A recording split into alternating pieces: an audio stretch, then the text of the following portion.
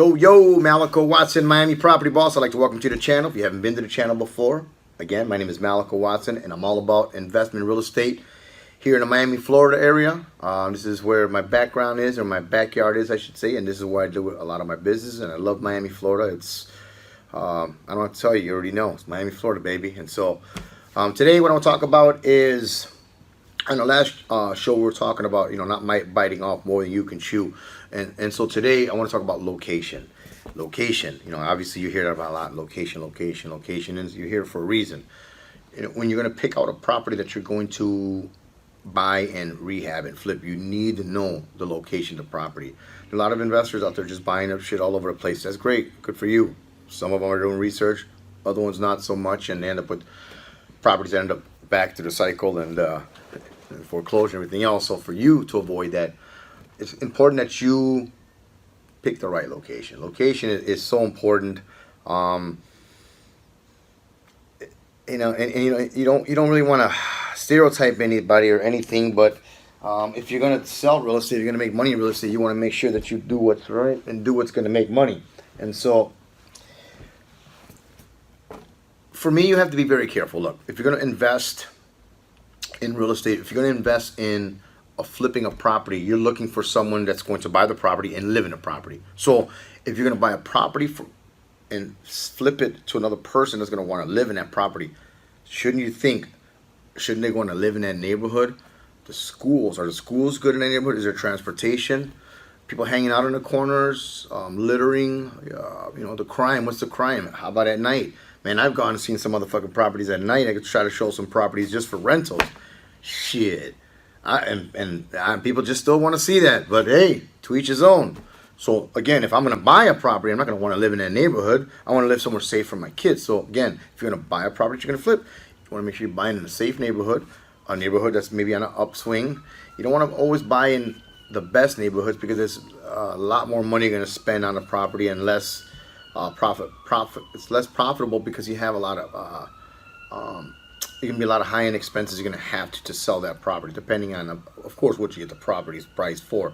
But let's just say realistically, if you just get it at regular pricing, this is new, it's going to be a little bit harder for you to get a bigger profit margin. So starting out, I would stay away from the bigger properties and focus on something that, again, that you can handle. And so that way, if it supersedes what it is you're expecting to pay, you can handle it, you can't afford it, or you have to throw in the towel because it's a $30,000-$40,000 hit that you can't make up. And so work with your budget. The area you're going to find, again, look for areas where people are homeowners, not tenants. If you look for neighborhoods where people are homeowners, you're going to be pretty safe. That would be the best way. And look, drive around. I tell a lot of people, drive around, see what's going on in that neighborhood. Are there a lot of for sale signs? There's a reason why there's a lot of for sale signs, and the properties aren't selling. What's the problem? So this is your investment. You have to be cognizant of it. You have to drive around and find out what's going on. And this is the shit that you got to learn on your own. You have to get out there and do this. And so finding out where people are moving to or people moving out of is very important, especially if it's in a neighborhood where you live, a neighborhood where or you do business or whatever. You know that neighborhood, you know what's going on in the neighborhood, so obviously you know what people will be paying for a house in that neighborhood. You see the signs, you see the flyers, you can go online and find out what the properties are selling for. Zillow has a lot of property prices. They're not the best, but they do have some. It gives you an idea at least before you start to do your real research. And so that, for me, that's the most important thing. Again, location. Know where you're buying. Know what the properties are selling for in that area. You gotta know what the properties are selling for in that area. Know the crime rate in that area, and know the statistics. Know statistics. Know what how many bedrooms do they have in that area? How many bathrooms? You don't want to put a 3-bedroom, 3-bathroom house if there's only 3-bedroom, 1-bedroom house over there, and you don't want to oversaturate the market or oversaturate your the value of the property where you're not going to get your return back. Is what I meant to say. I see that happen all the time. You overvalue your property and you don't get on that value. A lot of people try to rehab a basement and hope that they're going to get their money back. It's a basement.